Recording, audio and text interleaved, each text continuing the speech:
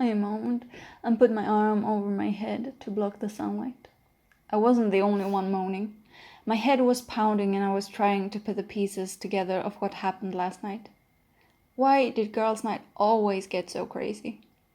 "Rise and shine, everyone!" Scylla said way too loudly. We all crashed on her living room floor. Apparently she wanted us out soon. "No!" Cressa almost shouted from the other side of the room. Slowly I sat up, blinking. "Why?" I asked, but I also smelled coffee. I could forgive her if she gave me coffee. Cressa and Daria tried to deny the morning and had turned into their pillows. Scylla shook her head at them and left for the kitchen. I got out of the couch and followed her, managed not to step on the others. "Coffee," I demanded as I stepped into the kitchen.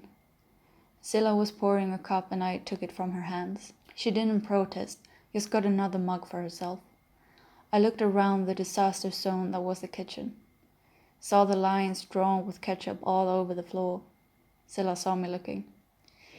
"Yeah, that probably wasn't our best idea," she said, trying not to laugh. "Did we really try to summon a demon?" I asked, because I didn't really trust my memory on that point. "It was Cressa's idea," said Scylla, who had been the one to dig deep onto the internet to find the ritual.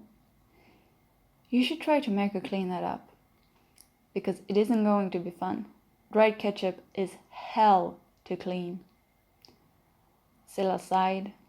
She knew that Cressa wouldn't leave the floor for at least a few hours. "Lila?" Nope, I'm going home."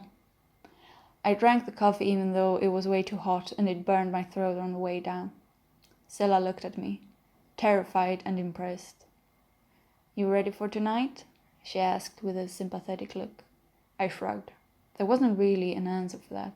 Who was ever ready for their ex to come over and get their stuff? I put the mug on the kitchen counter, gave her a smile and went to get my stuff. When he came over, I was not going to look horribly hungover with a messy apartment. I put the key in the lock while balancing my paper bag with cupcakes and the paper cup with coffee with the other hand. The sun was blaring down on me and I was squinting through my sunglasses. My eyes hurt and I really wanted to get inside where it was cooler and darker. I pushed the door open and stepped inside, drew the door closed behind me and stepped out of my shoes. Thought about which of the cupcakes I would eat first. I threw my keys on the little table where I always threw them, lifted the cup to my lips to sip off the coffee. That's when I saw him.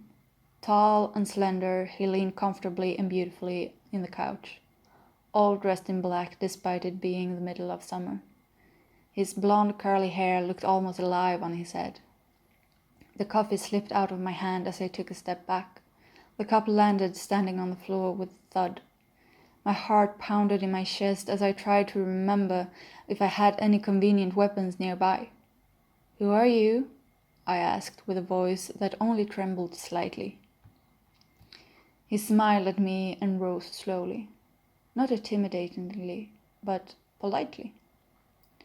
"Shouldn't you know, Lila? You're the one who called me here," he said with a low voice filled with temptation. I stared at him. He knew my name. Why did he know my name? Why was he in my apartment in the first place? And why hadn't I begun running yet? "I'm Seth," he said, and inclined his head slowly as if to bow.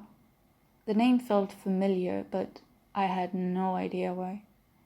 "You called me last night because you needed help with a problem? It seemed you weren't in position to talk last night because of the secret meeting, so I've been waiting here." An image of the night before popped up in my head. About an hour after the ritual, a really hot guy had shown up at the door. I wanted to make out with him and was ready to throw myself at him, but Cressa sent him away because boys were not allowed at girls' night.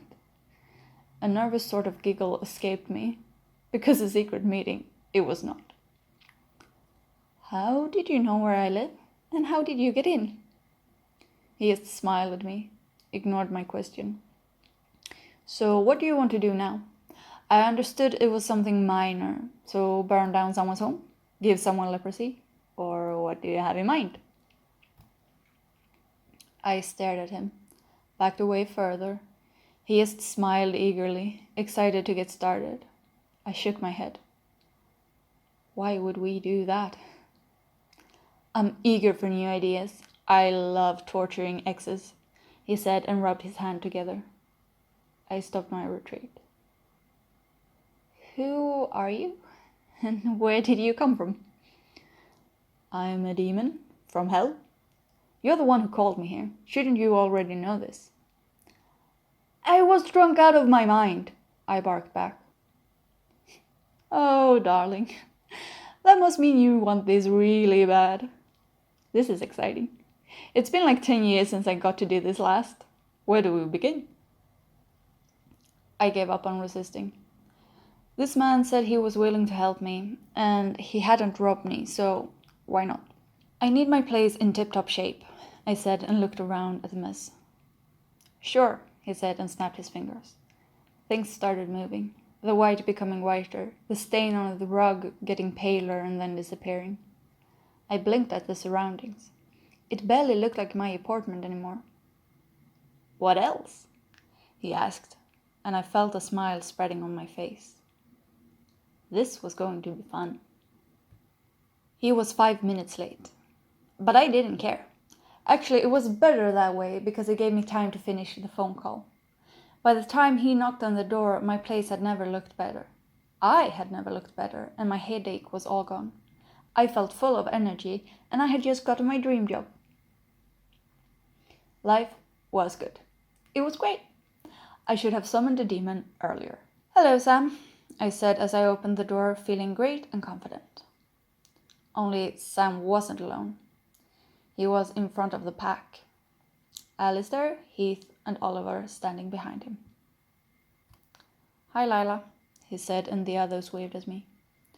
So Sam cheated on me, stole £100 from me, and now he needed his friends to come with him to pick up his stuff. He was such a coward.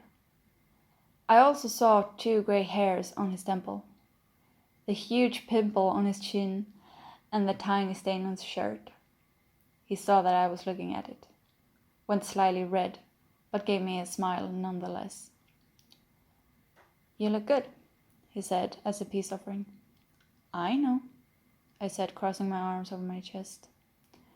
Are all of you coming in, or can you carry the box by yourself? When I mentioned the box, Heath stepped forward, and I saw that he was carrying a box. Sam couldn't even carry it himself. What had I seen in him? Why had I been with him for 2 years? Thank you, Heath, I said and took the box. I turned around and went into the apartment. If Sam wanted his stuff, he could follow me. If he didn't, I wouldn't mind setting the box on fire. Who's that? Sam asked behind me. He had followed me, and now he saw it was Seth. Just like I had seen him when I came home. That's my friend, Seth, I said. Ooh, a nickname. I like it, Seth said, stroking his chin slowly. You don't have a friend called Seth, Sam said. I have one now, I said. We broke up 2 weeks ago and you already have a new boyfriend, Sam asked. That's none of your business, I said.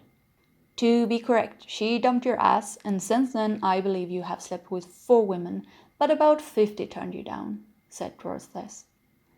Sam went pale. Have you been keeping tabs on me? He asked. So I was right. Damn, I'm good at guessing, Seth said, and leaned back comfortably with a proud smile on his face. Just take your things and leave, I said, and handed Sam his box. I'm not leaving you here with some stranger, he said. Seth got up from the couch, walked over to Sam and sized him up. Seth was taller, stronger, and he was a demon. What are you going to do? Beat me up. My friends are just outside, Sam said threateningly. Oh no, I won't lay a hand on you. But darling, Lila will do just fine on her own, said Seth. And I actually felt a little proud of that. Sam was so surprised, that George Seth managed to push him out of the apartment, give the other guys a wave, and then close the door. Lock it for good measure. "What do you want to do next?" he asked. "Hey, Seth, how long are you staying for?" I asked, looking up at the stars. I was laying on the rooftop of a very tall building, in the middle of the night, eating ice cream and talking to Seth.